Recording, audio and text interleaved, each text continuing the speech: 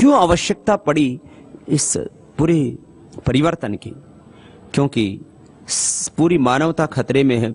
चंद मुट्ठी भर लोगों ने पूरी दुनिया की सारी संपत्ति पर, सारे सुख और सुख के साधनों पर नियंत्रण कर लिया है और जो है सारी दुनिया की खुशियां कुछ लोगों की मुट्ठियों में कैद हो गई हैं। उन्होंने जितने भी सुख और सुख के साधन, सारी दुनिया की खुशियां कुछ लोगों ने मुट्ठियों में कैद कर ली। अब इससे इस पूरी मानवता को बचाना है। देखो, वो लोग अपने किए से बाज नहीं आ रहे हैं। ये जो पूरी साम्राज्यवादी ताकतें, इनकी शुरुआत हुई कुछ लोगों से। नेपोलियन, हिटलर आदि उसके बाद में शिकार हुए। पूरी ये दुनिया की साम्राज्यवादी पूंजीवादी जो सोच है, इसके दो हैं संस्थापक। एक हैं रॉथसाइल्ड और दूसरे हैं रॉकफेलर।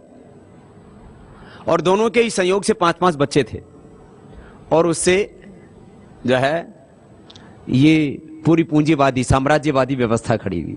क्या नाम बताया? एक का नाम रॉथसाइल्ड, उसको रॉथशील्ड भी बोलते हैं, कुछ रॉथसाइल्ड बोलते हैं, और दूसरे रॉकफेलर।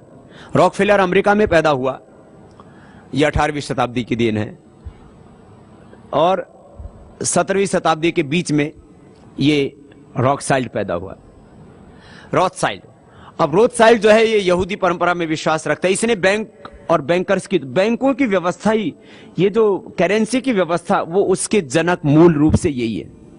बैंक और बैंकर्स, ये पूरा जो सिस्टम, जो पूरी दुनिया की सारी संपत्ति कहां जाती है? अंततोगत्वा बैंकों में जाती है और जो है सोने में जाती है। तो सोने और बैंक की व्यवस्था को विश्व स्तर पर स्थापित करने वाला व्यक्ति जो है, उसने पूरी दुनिया की उस समय जो आर्थिक राजधानियां थी, 5 जगह पर उसने अपने बच्चों को भेज दिया। और उसका सबसे बड़ा बच्चा तो बहुत ही शातिर था। माने इस व्यक्ति ने जिंदगी में शातिर पने के अलावा कभी कुछ भी नहीं किया, खाली यही तिकड़म कि सारी दुनिया के फिर जो ताकतवर लोग हैं उनके सारी संपत्ति को अपने यहां बैंक में कैसे लाया जाए और उन बैंकों से फिर पूरी दुनिया को कैसे चलाया जाए। माने आप देखो, नेपोलियन और हिटलर से लेकर के और पूरी दुनिया में दो ही तो, एक तो पश्चिम का जो पूंजीवाद हम जिसको बोलते हैं, और एक जो साम्यवाद। साम्यवाद को भी फाइनेंस इसी इन्होंने किया, दो व्यक्तियों ने। साम्यवाद को और जो है पूंजीवाद को, दोनों को फाइनेंस किया। किसने? रॉथसाइल्ड ने और रॉकफेलर ने। और ये पूरी दुनिया ऐसे खड़ी हो गई। अब मैं इसलिए इस बात को दूसरे अर्थ में कहता हूं, वो पूंजीवादी लोग, वो आज तक भी करीब 300 साल हो गए, 400 साल हो गए, 300-400 सालों से उनकी गति में कोई फर्क नहीं पड़ा है। वो अपनी पूरी ताकत से वैसे बढ़ रहे हैं। और जो हम अध्यात्मवादी, राष्ट्रवादी, मानवतावादी सोच के लोग हैं, वो थक जाते हैं, हार जाते हैं, बैठ जाते हैं। हम कहते हैं हम कुछ भी नहीं कर सकते। माने 1% लोग, और 1% में मैं ज्यादा कह रहा हूं, 0.01% लोग, और उसमें भी यदि मैं कुछ और टॉप लोगों की बात करूं तो जो है अंगुलियों पर गिन लो, इतने से लोग, वो जो है अपने उस शातिरपने से बाज नहीं आ रहे।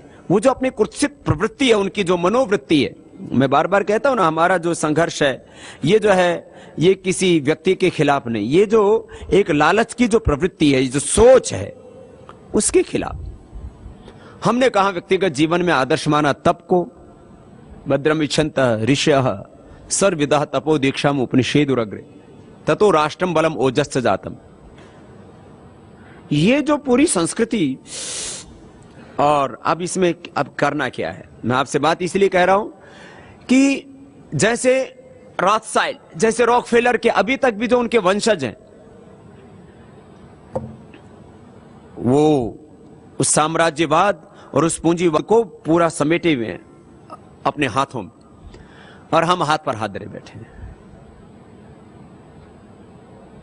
दरअसल ये जो सामान्य लोग हैं, ये जो सामाजिक लोग हैं, आध्यात्मिक लोग हैं, ये कई बड़ी क्रांति क्यों नहीं कर पाते? एक तो इनके पास साधन बहुत कम है, और दूसरी बात, ये जिस सोच, जिस आइडियोलॉजी को, जिन प्रिंसिपल्स को लेकर के चलते हैं, खुद पर ही शंका करने लग जाते हैं। कहते भाई हम कैसे करेंगे, तो बहुत ताकतवर लोग हैं, सब हमको मार देंगे, हमको बर्बाद कर देंगे, तबाह कर देंगे। ये भी सच है, कि जो भी इनके खिलाफ आवाज उठाता है उसको मार देते हैं, नष्ट कर देते हैं।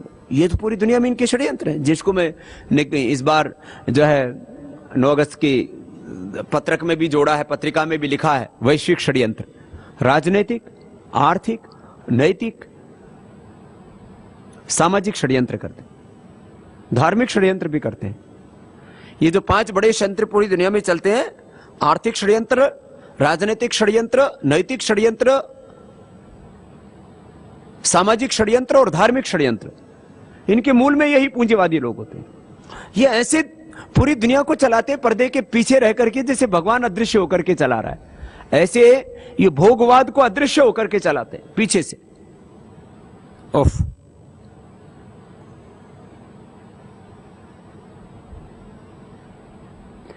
किस तरह से ये सारी व्यवस्था चलती है, मैं इसको फिर बाद में पूरा रखता हूं। अभी मैं आपके सामने कुछ तथ्य और रख देता हूं। और इन चीजों को समझना और पूरे देश को समझाना है, तभी पूरा देश अपने साथ खड़ा होगा। मेरी एक बहुत बड़ी विडंबना, मैं आज सोच रहा था, मैं उससे अंतर में वेदना होती है। लोग कहते हैं योगी को तो वेदना नहीं होनी चाहिए, लेकिन क्या करें, वो व्याकुलता तो होती है, उसको शब्द अलग दे दो आप, व्याकुलता तो होती, करुणा तो उठती है। क्यों होता है? हम जिन पूंजीवादी, साम्राज्यवादी, उपभोक्तावादी, बाजारवादी, ये जो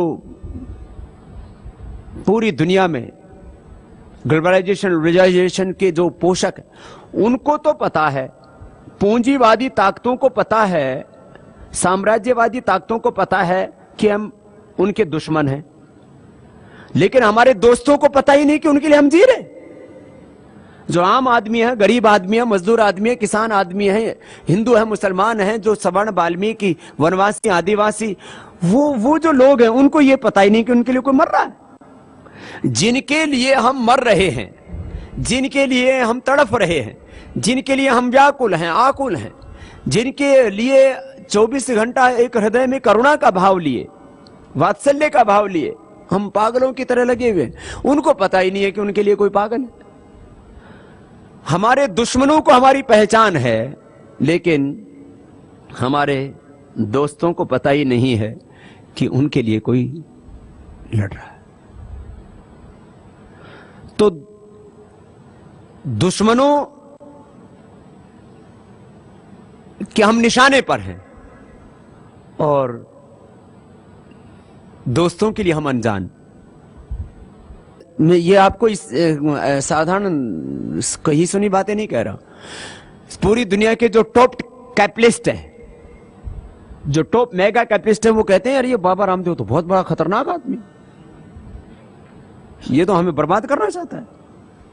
ये आपको मैंने किसी से सुनकर के नहीं कह रहा हूं, मैं अपने कुछ दूत भेजे, मैंने अपने दूत भेजे, मैंने कभी इन लोगों से पूछो ये हमारे बारे में क्या सोचते हैं, तो बोलते हैं ये बाबा तो बहुत खतरनाक है, ये तो हमें बर्बाद करना चाहता है। हम उनको भी नहीं बर्बाद करना चाहते, जिनको हम आबाद कर, उनको पता ही नहीं कि उनकी खुशियों के लिए कोई अपने जीवन को दांव पर लगा करके डटा हुआ है।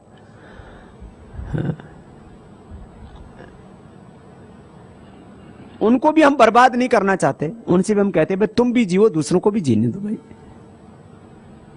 अब मैंने कहा जो पूंजीवादी लोग हैं वो थके नहीं हैं, वो रुके नहीं हैं,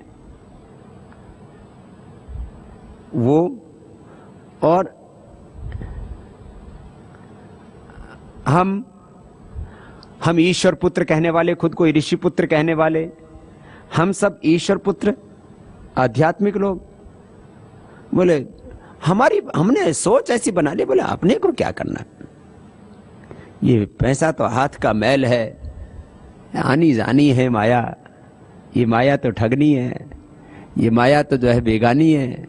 हम जो है काया और माया दोनों की निंदा करने में मशगूल हैं, दोनों का तिरस्कार करने में लगे, तो फिर दूसरे लोग तो ताकतवर होंगे। आप देखो जितनी भी आध्यात्मिक लोग हैं उतने ही पैर पसाओ, क्या बोलते हैं, कहावत है ना, उतने ही पैर पसारो जितनी गुदड़ी,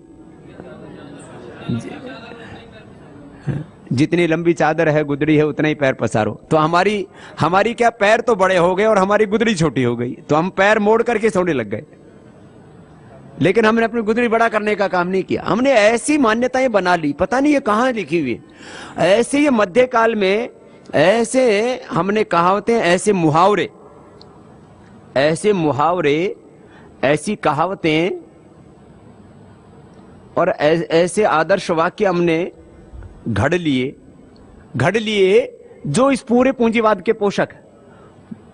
और हम अपने बैठ के चुपचाप, आप देखो पूरी जो है अपनी व्यवस्था पर, अपने लोगों पर निगाह डाल करके